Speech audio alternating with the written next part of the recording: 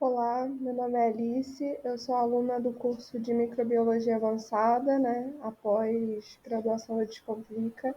e hoje eu vou falar um pouquinho sobre microbiologia alimentar, o que isso significa, as suas implicações.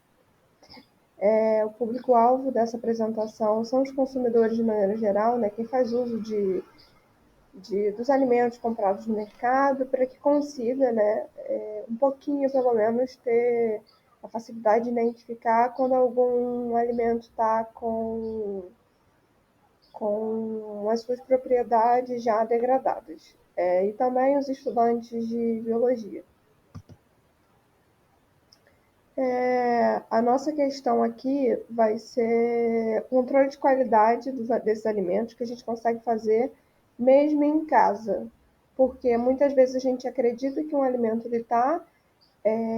passível de ser consumido, porém, esse processo, nesse tempo de consumo, ele já passou e esses alimentos eles apresentam algumas características que a gente pode observar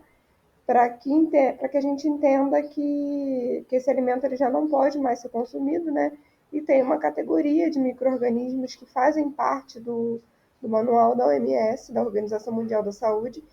que diz, como os principais ou alguns dos principais micro-organismos causadores de doenças advindos de alimentos que a gente consome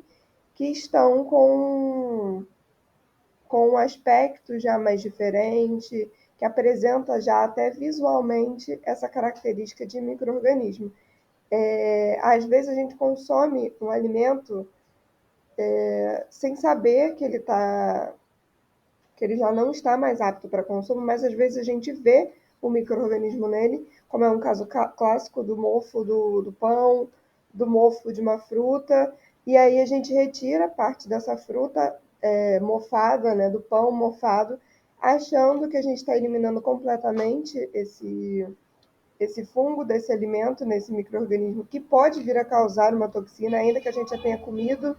alguma coisa estragada, mofada, e não tenha causado nada em algum momento, pode ocasionar uma intoxicação alimentar na gente. Então, a gente tem que entender que, a partir do momento que a gente vê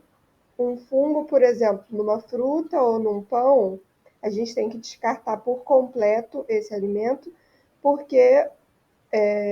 essas hifas que já estão, que a gente já consegue ver, já tem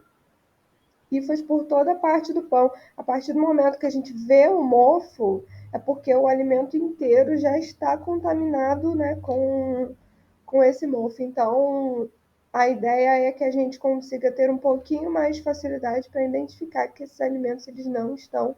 mais na sua fase de ser consumido. Como eu falei, a Organização Mundial da Saúde ela traz alguns micro-organismos que estão associados a esse alto índice de contaminação, de causadores, de algum problema de saúde.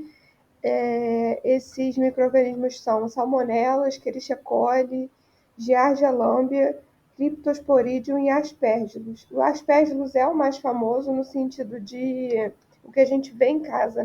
Então, o Aspergillus, ele é o fungo do pão, da fruta, enfim, esse que a gente mais vê em casa, que pode causar uma intoxicação na gente, mas os mais graves são Salmonella, Escherichia coli, porque eles podem causar diarreia, enfim,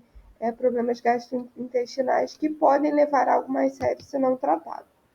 A proposta de solução é basicamente que a gente tenha a noção de observar esses alimentos, então observar as características, a integridade do alimento, perceber se visualmente ele está apresentando uma coloração, uma textura diferente e sentir o cheiro, porque, por exemplo, num iogurte, a gente não consegue ver se ele está mofado, mas com um cheiro mais fermentado, mais ácido, a gente consegue ter uma noção de que ele está bom ou não está bom. Então, assim, na prática é basicamente isso, observar esses alimentos, ver se eles são confiáveis, se a gente consegue, ou não consumir aquele alimento e especialmente tomar cuidado no verão com as altas temperaturas, e a contaminação de alimentos na rua. Por hoje é isso, pessoal. Muito obrigada e até uma próxima.